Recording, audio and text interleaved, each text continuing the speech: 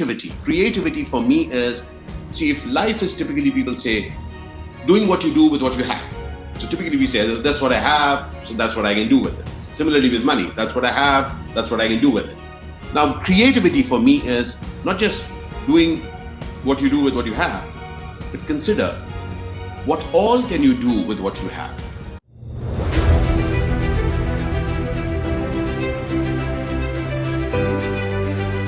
The digital avidminer experience reaching you. So are you ready for some pointed questions? You got your pen and paper ready? Ready for the first question? So the first question is, first statement is that I have enough money. I have. Now, don't go into any all those things. No, I have enough money. Really tell me. Can you tell people that I have enough money?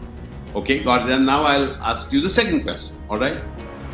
So the second question is, I don't have enough money to fulfill my wants and desires. All right. So the first question was, I'm repeating the question, I have enough money.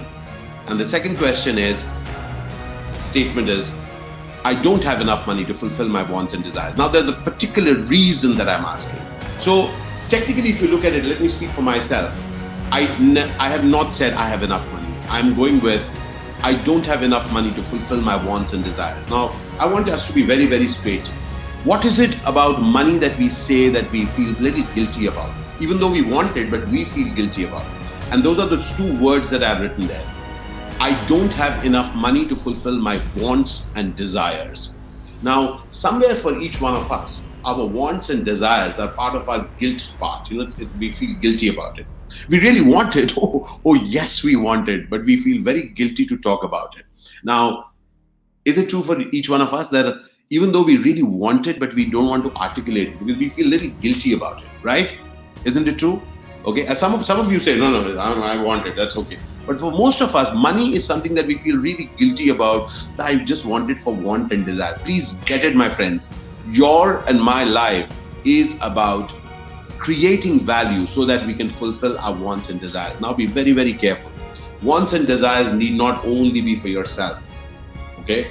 As you generate value, you can add value to others. So remember, this is not a selfish conversation. This conversation is your ability to arm yourself in such a way that you can actually fulfill the things that you want to do in your life. So is that important for you? Now, listen carefully and read this carefully, okay? What is coming on next? Are you ready? Read this carefully. What is written here? What is written here? I can read it. Can you read it? What is written here? 10275. Can you read this? 10275. Can you read this clearly? 10275. Fantastic. Super. Fantastic. 10275. You've gotten it? Super. Now listen very, very carefully. So I'm now, instead of the numericals, I'm going to write it down in a sentence. All right. So so I'm going to write this down in a sentence, and we get is 10,276. Fantastic, right? I got that right? So like in the check, you write it first in numerals and then you write it in words. So I got it right. So what I've done is that I have written 10275 into words, which says 10,276. 10,276. Yeah, fantastic, right? I think I got it wrong, right? Yeah. Sorry. So 10,000. That's 10275. It's not 76. It's not 76. That's a little bit more. What is there is 10,274, right? It's 10,207. No. That's a bit less. All right. So actually the figure is. So one thing which I have to really get it clear, see, I'm also getting it. Somehow, 10,275 is not 10,276. And 10,275 is not 10,274. Simple. Dumbo, Ashish, I got that. But I want you to really consider, dear friend, that's the kind of relationship that we have with money. Do you know one thing? We say something about it until we get that 10,275 is only and is 10,275. It is not less than that, and it is not more than that. That's the money. That's the number.